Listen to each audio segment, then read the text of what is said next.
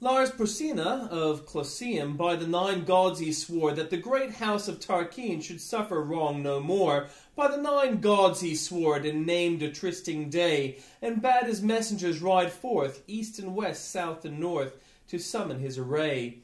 But by the yellow Tiber was tumult and affright. From all spacious Champagne to Rome men took their flight. They held a council standing before the river gate. Short time was there, ye well may guess, for musing or debate. Outspake the consul roundly, the bridge must straight go down, for since Janiculum is lost, naught else can save the town.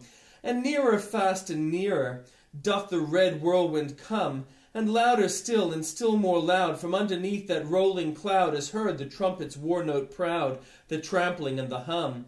And plainly and more plainly now through the gloom appears, far to left and far to right, in broken gleams of dark blue light, the long array of helmets bright, the long array of spears. But the consul's brow was sad, and the consul's speech was low, and darkly looked at he the wall, and darkly at the foe. Their van will be upon us before the bridge goes down, and if they once may win the bridge, what hope to save the town? Then outspake brave Horatius, the captain of the gate, to every man upon this earth death cometh soon or late, and how can man die better than facing fearful odds, for the ashes of his father and temples of his gods? Hew down the bridge, Sir Consul, with all the speed ye may. I, with 2 more to help me, will hold the foe and play. In yon straight path 1,000 may well be stopped by 3. Now who will stand on either hand and keep the bridge with me?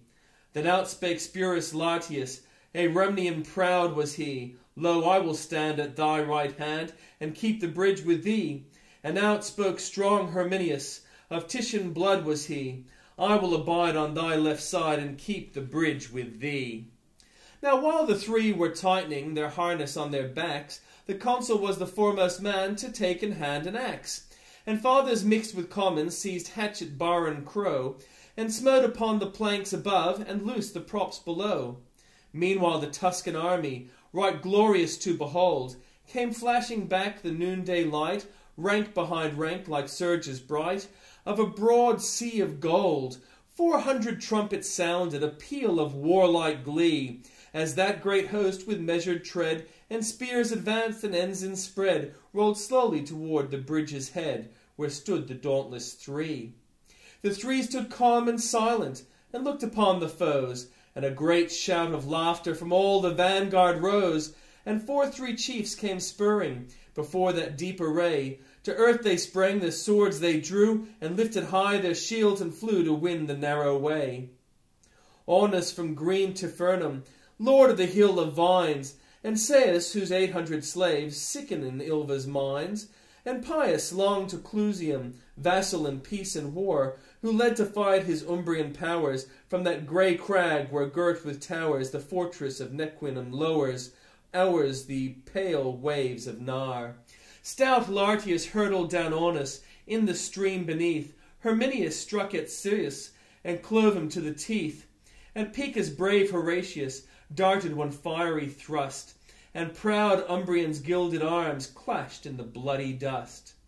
But now no sound of laughter was heard among the foes. A wild and wrathful clamour from the vanguard rose. 6 spears' lengths from entrance halted that deep array, and from a space no man came forth to win the narrow way.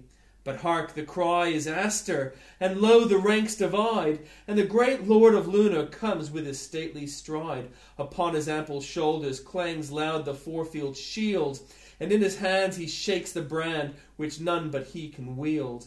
Then whirling up his broadsword with both hands to the height, he rushed against Horatius, and smote with all his might. With shield and blade Horatius right deftly turned the blow. The blow, though turned and came yet too nigh, it missed his helm, but gashed his thigh. The Tuscans raised a joyful cry to see the red blood flow. He reeled, and on Herminius he leaned one breathing space, then like a wild cat, mad with wounds, sprang right at Astur's face. Through teeth and skull and helmet so fierce a thrust he sped. The good sword stood at handbreadth out behind the Tuscan's head. But all Etruria's noblest felt their hearts sink to see on the earth the bloody corpses, in the path the dauntless three. And from the ghastly entrance, where those bold Romans stood, all shrank like boys who, unaware, ranging the woods to start a stare, come to the mouth of the dark lair, where growling low a fierce old bear lies amidst bones and blood. Was none who would be foremost to lead such dire attack, but those behind cried forward, and those before cried back. And backward now and forward wavers from deep array, and on the tossing sea of steel to and fro the standards reel, and from victorious trumpet peal dies fitfully away. But meanwhile axe and lever have manfully been plied, and now the bridge hangs tottering above the boiling tide. Come back, Horatius!" loud cried the fathers all. "Back, Lartius, back, Herminius, back ere the ruin fall." Back darted Spurius Lartius, Herminius darted back, and as they passed beneath their feet they felt the timbers crack. Alone stood brave Horatius, but constant still in mind, thrice 30,000 foes before, and the broad flood behind. O Tiber, Father Tiber, to whom the Romans pray, a Roman's life, a Roman's arms, take thou in charge this day.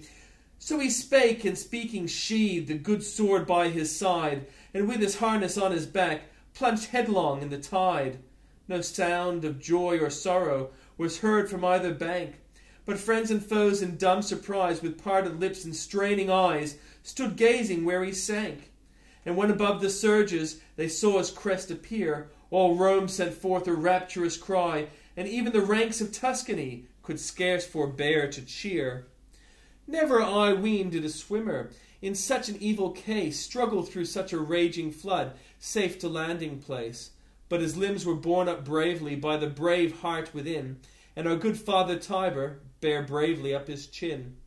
And now he feels the bottom, now on dry earth he stands, now round him throng the fathers to press his gory hands, and now with shouts and clapping and noise as weeping loud, he enters through the river gate borne by joyous crowd. They gave him the corn land that was a public right, as much as 2 strong oxen could plough from morn till night. And they made a molten image, and set it up on high, and there it stands unto this day, to witness if I lie. It stands in Comitium, plain for all folks to see, Horatius in his harness, halting upon one knee, and underneath is written in letters all of gold, how valiantly he kept the bridge in the brave days of old.